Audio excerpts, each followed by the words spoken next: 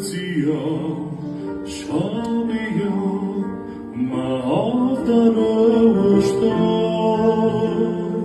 Kumar Vashtaya Khurma, Kudakabul Vashtay,